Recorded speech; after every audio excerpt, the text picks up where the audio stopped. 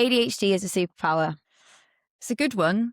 It's controversial. Yeah. Because I don't know, maybe my opinion will change by the end of this, but personally, I hate when people say that ADHD is a superpower because, well, I get it.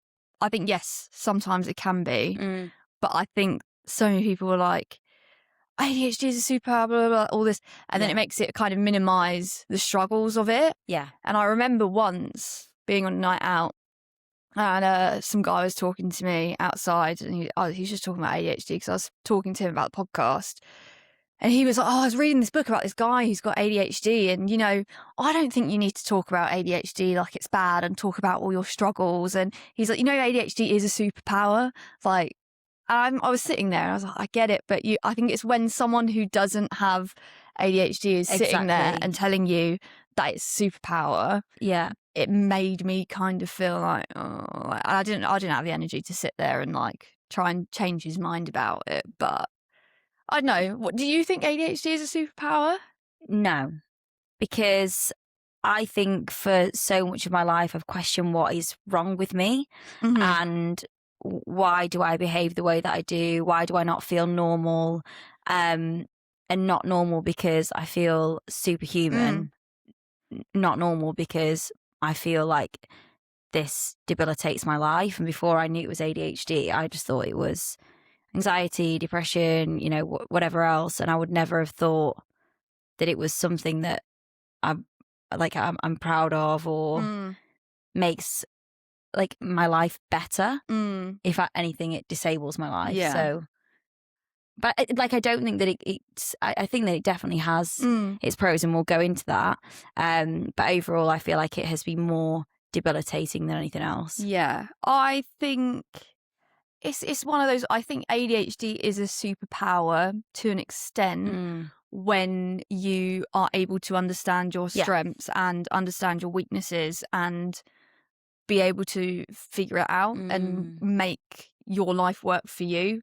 Exactly. But I don't know, our minds might be changed by the end of this. But yeah, there's definitely superpower aspects of it. But in the whole, I don't think I would look at it completely as a superpower. Yeah. I guess, what do you think makes ADHD a superpower? Obviously there's a lot of bads, right? I think if you Google ADHD traits, you know, it'll be struggle to concentrate, struggle to focus, struggle to organize, all of these things. And it's a lot of struggle. It kind of only really speaks about struggle. But there are a lot of positive aspects and there's a lot of traits that kind of do make you feel like superhuman. And so maybe focus more on those things. Like there's a lot of good things, right? Like being able to hyperfocus on things, being able to be creative, being able to problem solve. For me, I think problem solving is a big one because I think people with ADHD are really, really good at pattern recognition.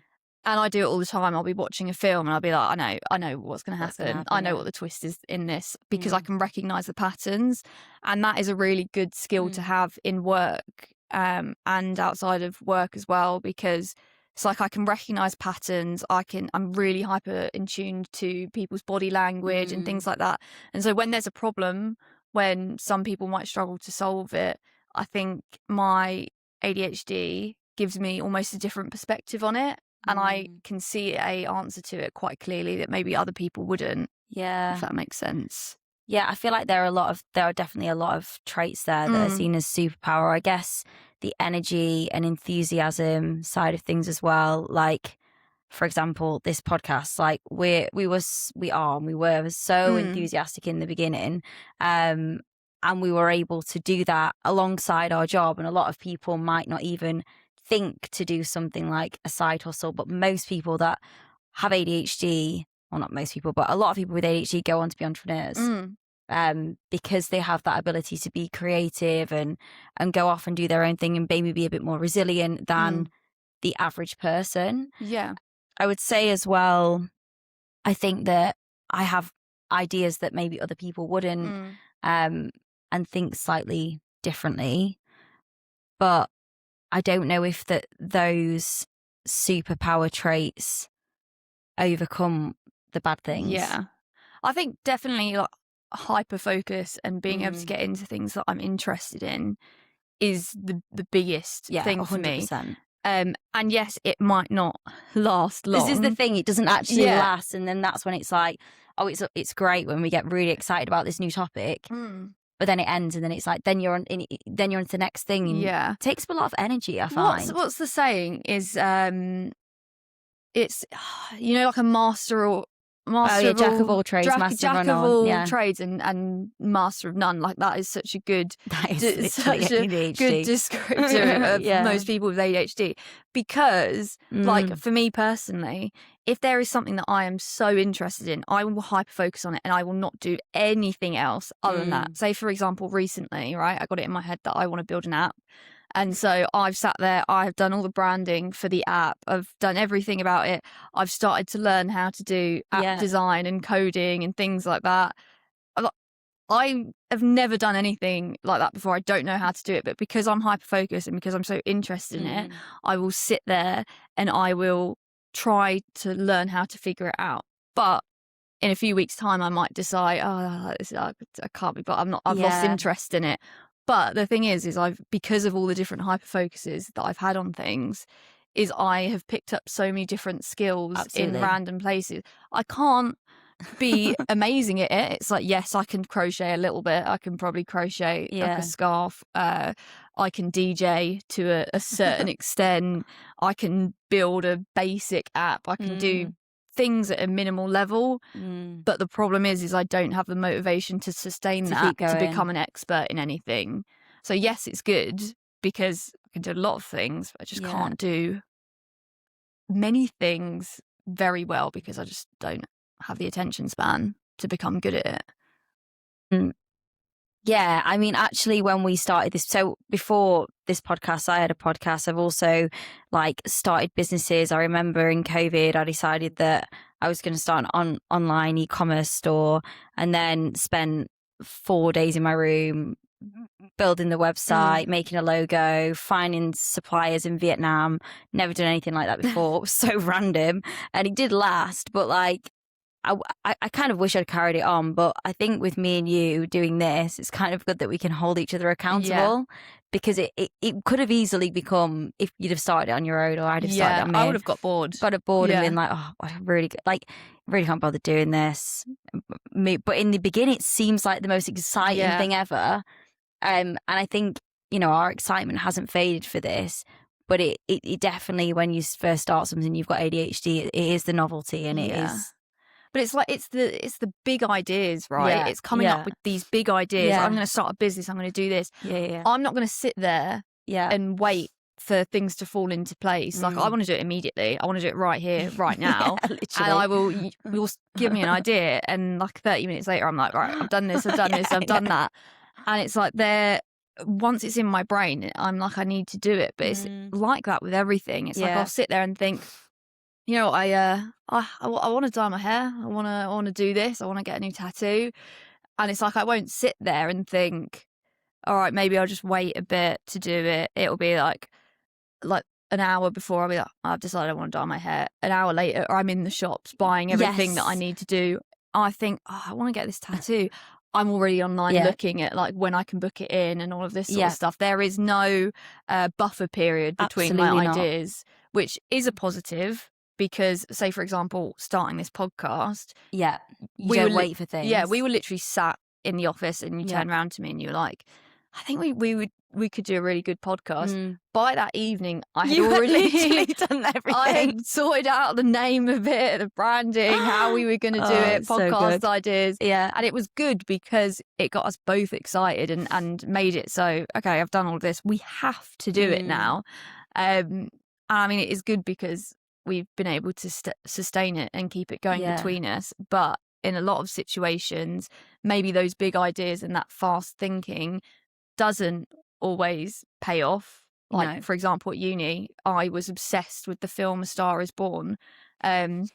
And I got it in my head I needed to get a tattoo for the film for some reason, because I had watched the film like 6 times in the cinema, got really into it. I actually haven't even watched the film since then. That's hilarious.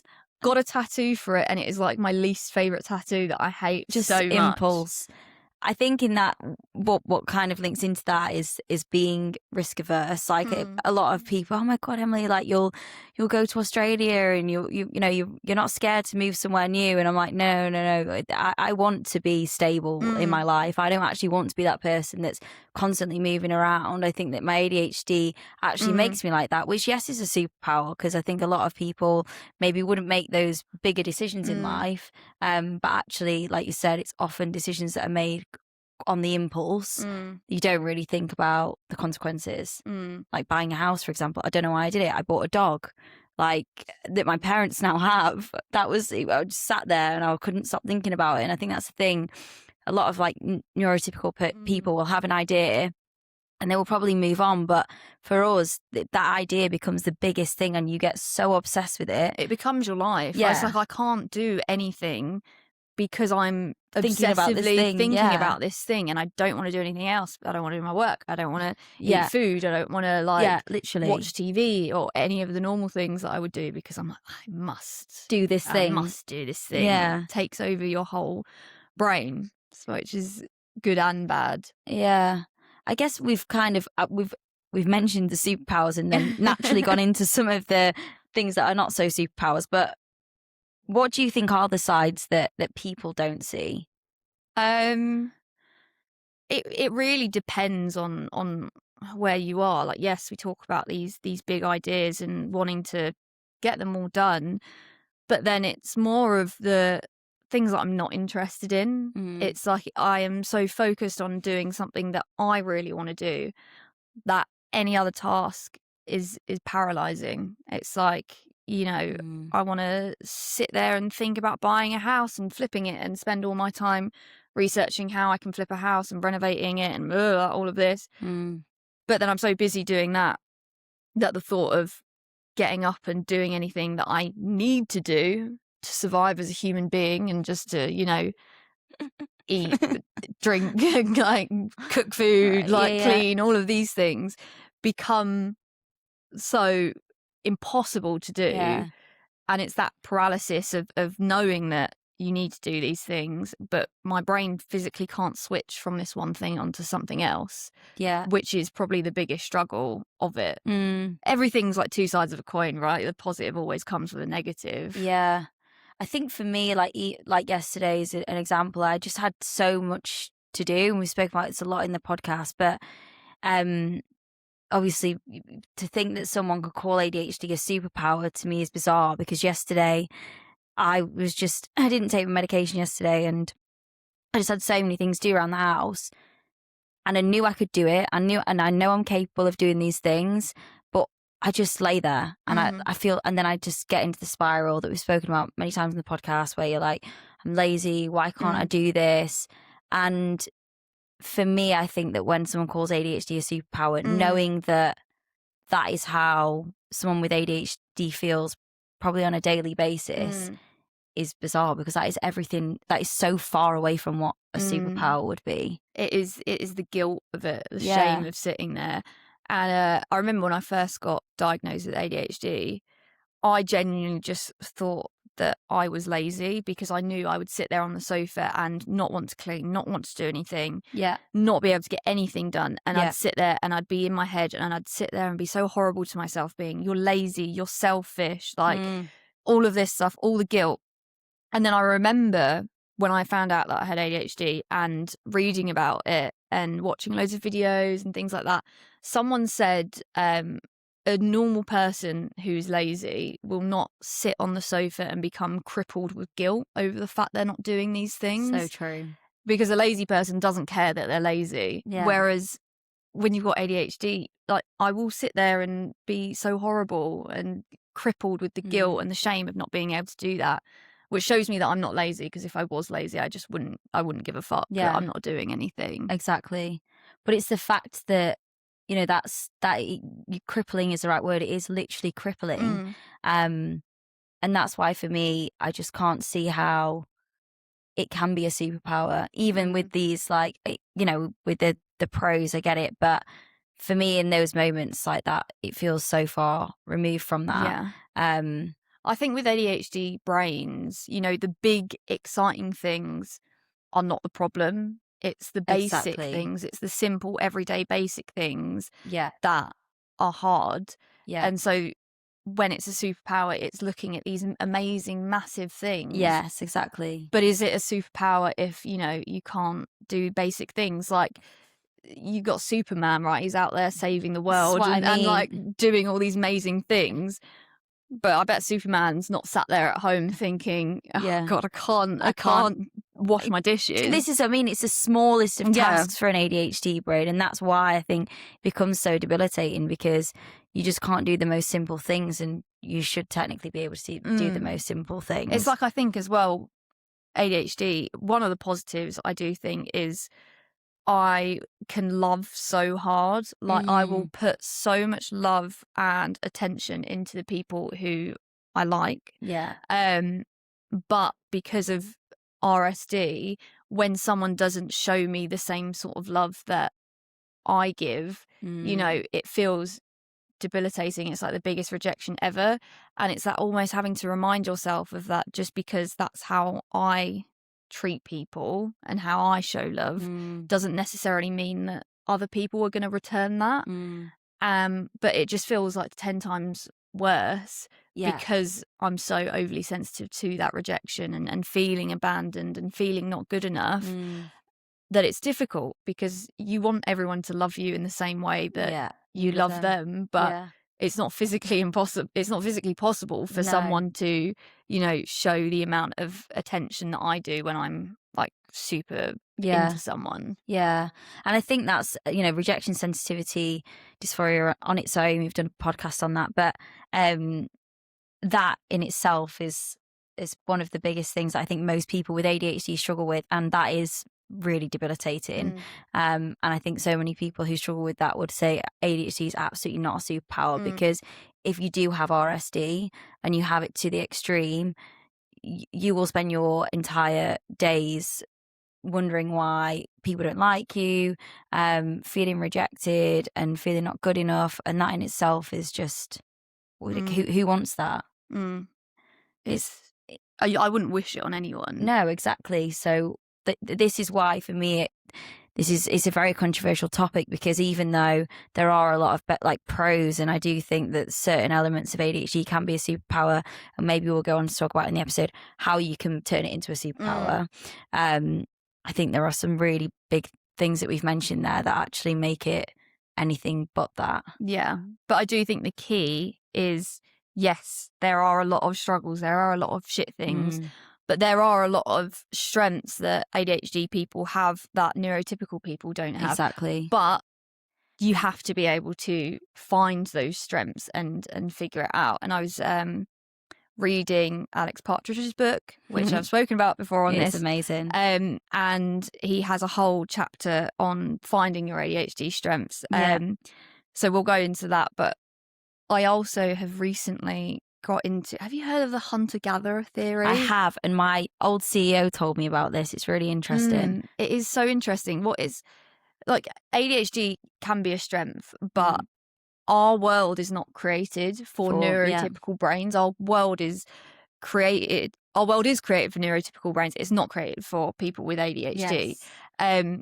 But go back 30,000 years ago, people with ADHD would have been amazing. You know, hunter-gatherer times, we would have been amazing at protecting our village, being out, being able to hunt food, you know, risk, impulsivity, all of these things would have made us amazing hunter-gatherers. But we were not made for corporate jobs, for 9 to 5, for commuting on a tube, and for supermarkets with bright lights and loud noises. Exactly. But put me back into caveman times, I would have been out there hunting. Hunting mammoths? I don't know. Yeah. Hunting mammoths, drawing little doodles on the inside of caves. Yeah, we would have really thrived back then. I know. Really missed my era. And it makes sense, you know, why so many people with ADHD struggle in office environments.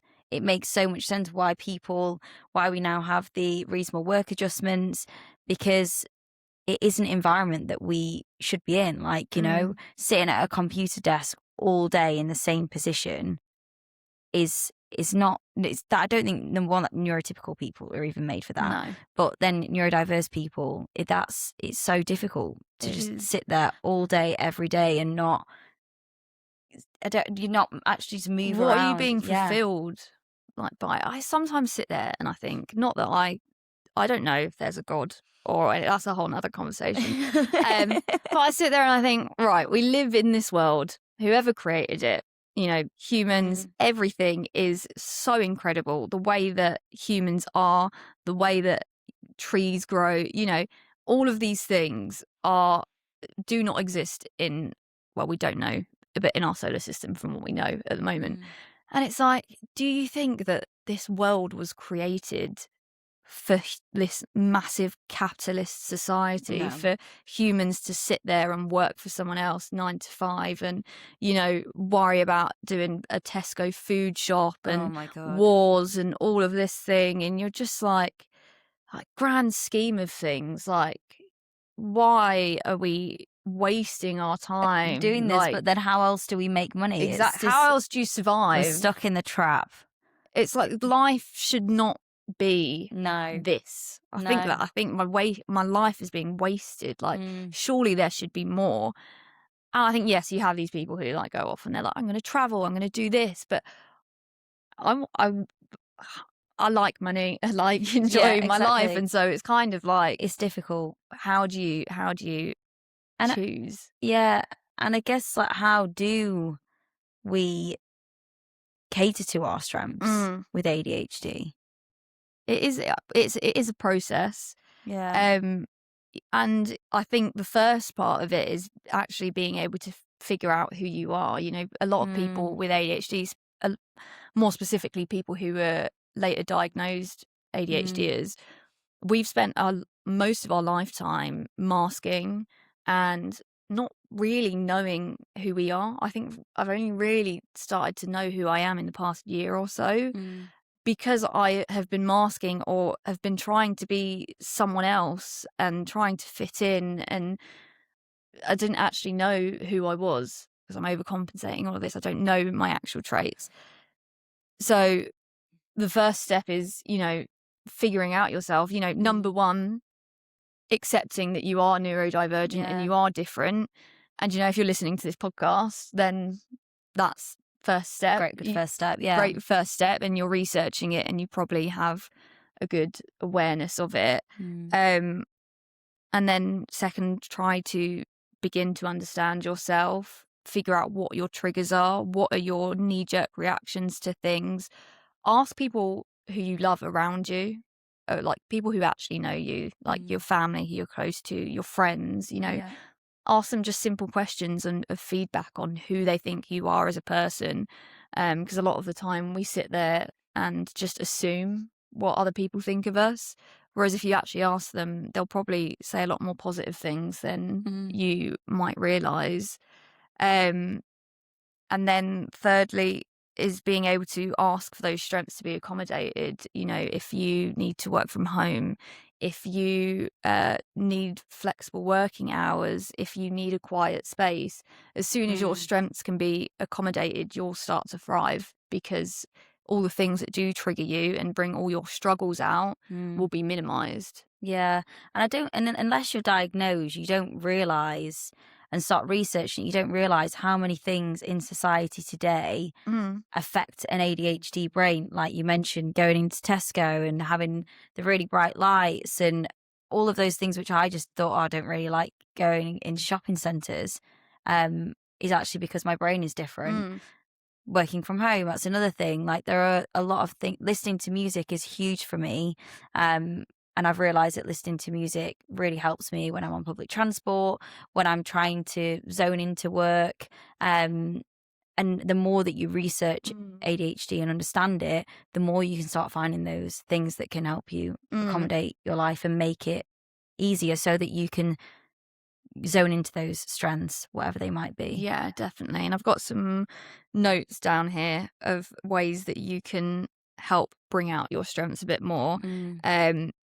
And something that I recently read about and thought, you know what, that is a massive thing, is something called success amnesia. And I was like, I related to it so much. Yeah. And with people with ADHD, when we're at work or in life, we do things so quickly that we move on from our successes. So we'll do something at work and you'll accomplish something and it'll be really good, but we don't sit there and think, oh, that was really good. I did well. We just move on to the next thing. It's the next task that we have to do. And so we have success amnesia. We forget about all of our accomplishments. And then when we sit there and we have imposter syndrome and we feel guilty and think that we're not a good person, there's all these things that we've done, but we just haven't acknowledged them. And so I think being able to actually sit back and acknowledge your wins is really important. Definitely. And some of the things here that I read in Alex's book was being able to use a journal. So I've only started recently journaling. I know you have as well. And I found it so beneficial. And it's not even a journal. Sometimes I will sit there and I'll journal my feelings and all of that sort of thing, but more about, you know, just on a monthly basis, journal your accomplishments. What have you achieved that month? What have you done well? And then almost have it as like an evidence book. So when you are sat there and you are feeling like an imposter, or you are thinking, oh, I'm so shit, I haven't done this, blah, blah, blah, go back to your journal and read through it as an evidence book. And it's like, okay, actually, I did do a lot. I did do this. And being able to celebrate those, you know, if you do something good, take yourself out for dinner, buy that thing that you've been hyper focusing on for ages, you know, do something good for yourself to actually really be able to treat yourself for when you have done something well, you have accomplished something. Yeah. I feel like comparison really doesn't help with that either, because now we live in a world where we've got so many people to compare ourselves to, which for someone with ADHD probably makes it even worse, because you get to that point and not only do you forget where you've been, you're then comparing yourself to the next person. So yeah, definitely journaling. And I guess if you're at work as well, making sure that you have those check-ins, which I don't do enough, with your manager or whoever it is that you report into, to be like, you know, what have I done well this month? I don't think me and you have enough time where we sit down and look at the podcast and think what is actually from where we first started to where it is now. Exactly. We forget that we had, like, you know, barely any listeners, and now that we have people that listen every single week. And it's also like like we've only really been doing this for 2-3 months and it's already had such positive feedback and listeners and things like that. We don't really actually sit there and think, okay, you know, it's doing well. We're just thinking about the next thing. What are we going to do for our next episode? What are we going to do this? Exactly. And so we just don't actually recognise when we've done well. And I think that is so important to be able to celebrate your small wins. Yeah. I've got here as well. Obviously, we've spoken about hyperfocus. Hyperfocus is an amazing strength. Yes, it is. It can be amazing. But you need to know when to take your foot off the pedal. When you are doing too much. Have you agreed to going out too much? Have you overcommitted to yourself? Is there anything, you know, that you can pull out from?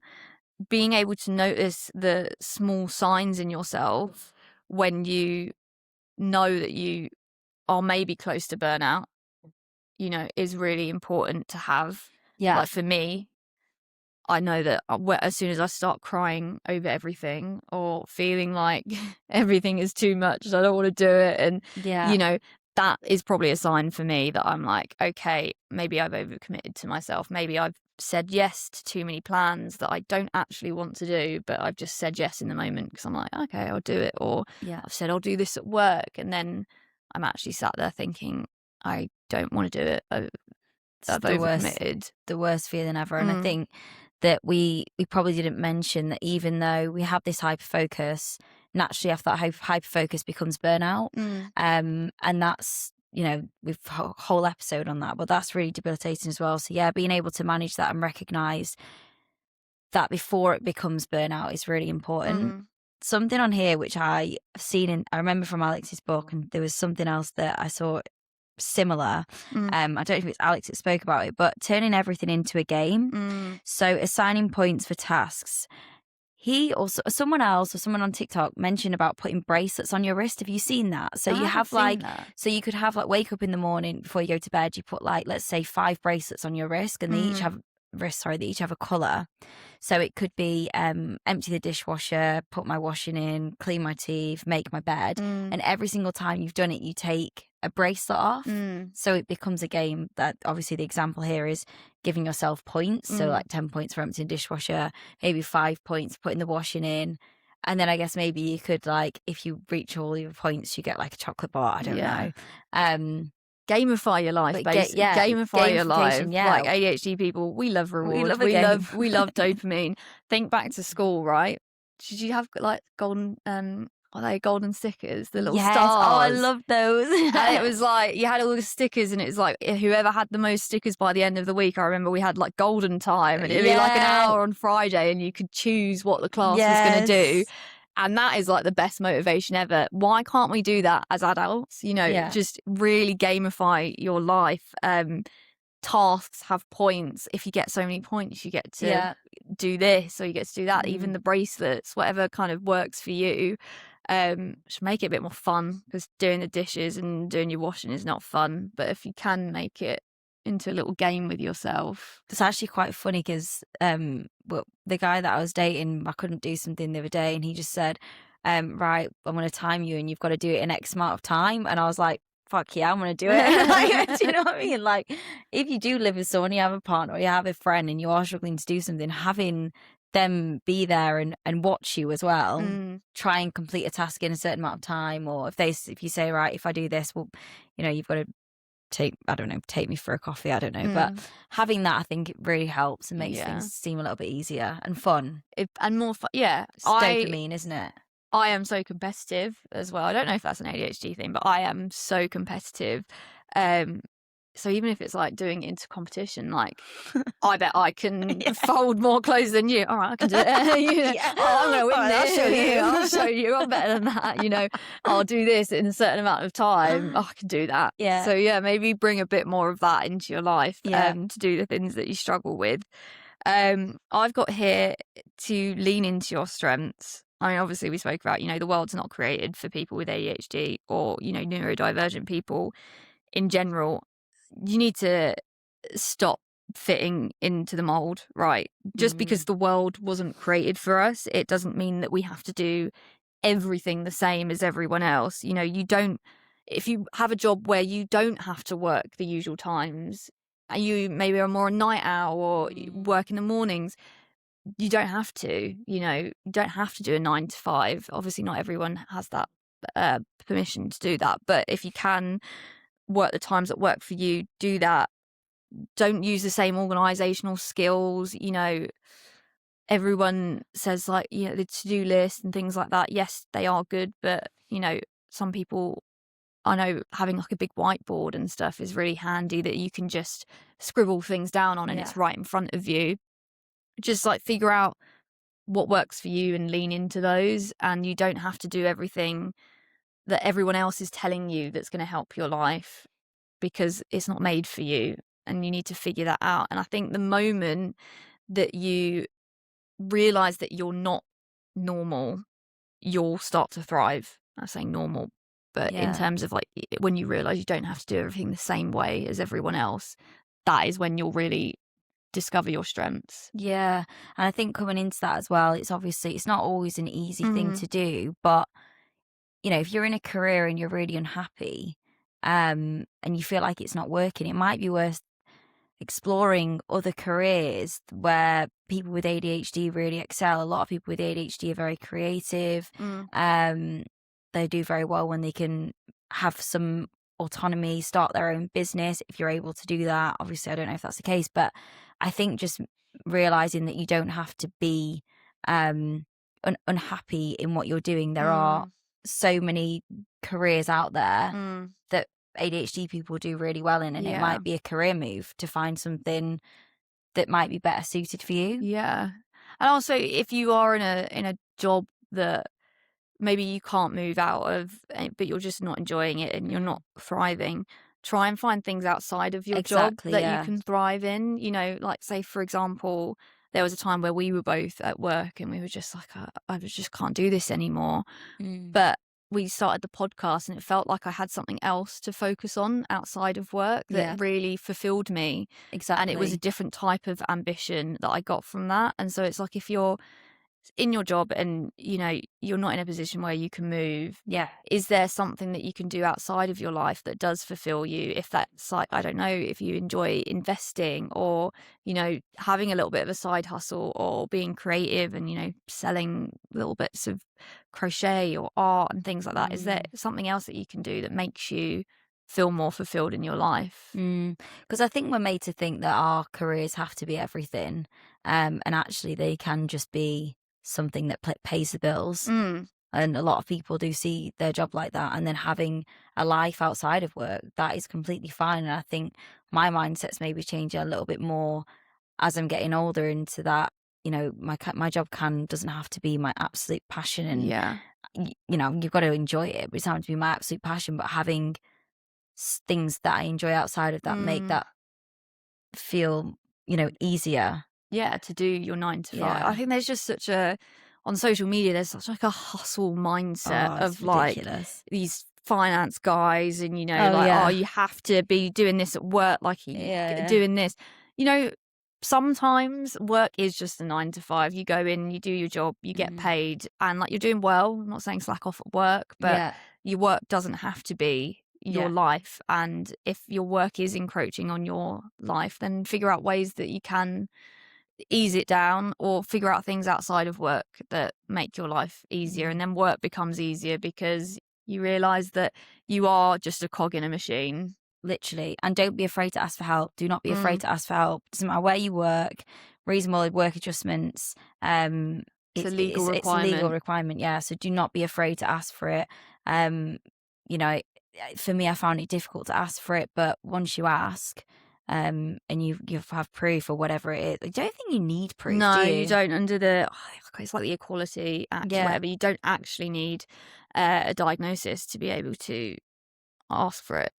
But, Mm. you know, you have your right to be able to ask for any support. And it's difficult because a lot of people don't know what support they need to ask for. Mm. And that's why it's super important to be able to find those strengths and be able to figure out what your struggles are, what your triggers are, so that when you actually do ask for support, you know exactly what type of support that you need.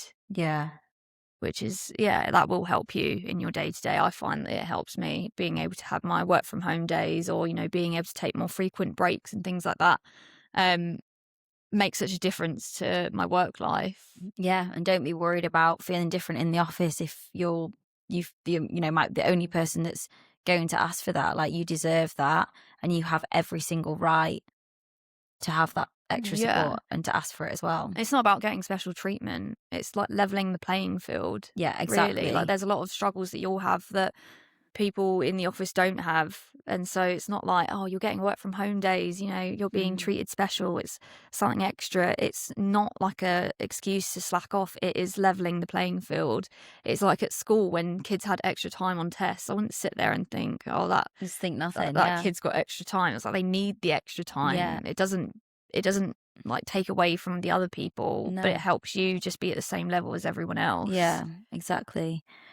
So what do you think the real problem is with the word superpower based on what we've spoken about? I think it romanticizes it though. I That think, is exactly it. you know, there's a lot of stuff with ADHD on social media that can glamorize it and romanticize it and cause a lot of the stigma that people do talk about, you know, jumping on a bandwagon. Oh, everyone's got ADHD nowadays.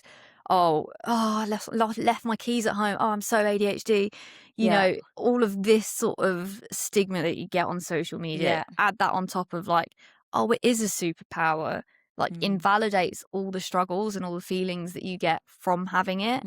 And a lot of people who don't have ADHD and will claim that they think ADHD is a superpower. Oh, you're so lucky to have ADHD. It's like, no, I'm not lucky. Like it disables me every single day. Yes, there are strengths of it, but there are a shit ton of Yeah. weaknesses with it as well. And it kind of adds to that people not understanding it because it minimizes it. And if someone's sitting there and going, it's actually a really good thing, I don't want to say that it's not a good thing, because I think there's a lot of stuff that my ADHD gives me that, makes me who I am, but it doesn't help me. It doesn't make me a better person. There's a lot more things I have to do just to be able to live than a normal person does. Yeah. And I think if you're the person with ADHD and let's say you've just been diagnosed and someone says to you, oh my gosh, you've got ADHD, it's a superpower. You'd be thinking, well, maybe I don't actually have ADHD then, because, or maybe, I'm not doing this right, because if that is a superpower, then how can I possibly be feeling like this? And I think it would probably definitely makes people question whether they actually have ADHD, because in reality, like, there are so many things that make it not a superpower. And it is, it's very invalidating. And I think, like you mentioned at the very start of the podcast, unfortunately, it is the people who don't have ADHD, that have no personal experience of it, that are making these comments, which is why I'm so passionate about the fact that I just don't think that that term should be used. Also, if it is a superpower, what a shit superpower to have. Literally. Like, what am I going to read a comic book about, like, ADHD girl, and it's like, oh, Megan sat there on the sofa for 12 hours crying about the fact that she can't do the washing. That is not a superpower that I want to have. Yeah, no. And then spent all this money, started a business, and then decided to quit a week later. Like, that's not fun. No, it's not. It's like, yes, I think it's about reframing it. Yeah. And I think it's more about, we're changing our language around it. Instead of saying ADHD is a superpower, think of it more as it's a different operating system. Your brain is wired differently. We have different strengths, more context dependent strengths. We have a lot of strengths that maybe neurotypical people don't have, but we have a lot more things that we struggle with on a day-to-day basis that most people don't struggle with as well. So reframe that whole superpower language of, lean into the strengths rather than making this massive statement that everything is amazing and you're a superhuman person and you can do amazing things. And I think it's important to mention that it can become a superpower when it's treated correctly. Like, once if you choose to take medication or maybe get ADHD coaching, whatever it is that you're doing to help manage your ADHD and treat your ADHD, that's when you can lean into the strengths, because you can take medication and, like, you can finally get started on a task and actually do the things that you're very capable of. And so understanding your ADHD, I think then it becomes a strength. But otherwise, if you're ignoring all of that, then it's definitely not a superpower. Yeah, I think it only becomes a superpower when it's understood, when it's not ignored. So when you have the right environment, the right support, the right accommodations in place, and you can understand yourself, that is maybe the turning point where you might start to see it as a superpower. But in total, I personally wouldn't say it's a superpower. I wonder what the listeners think. Maybe after this episode, people could message us, Instagram, whatever, and tell us, do you think ADHD is a superpower? Yeah, I think that's a good idea. Maybe we could do a poll. So I was thinking, we'll do a poll at the end of this. Please interact with it, and we will announce the results at the start of the next episode. Yeah, I think that's a good idea. That's it. Thank you so much, everyone, for listening. We hope you've enjoyed this episode, and we will see you next week for the next one. See you next week.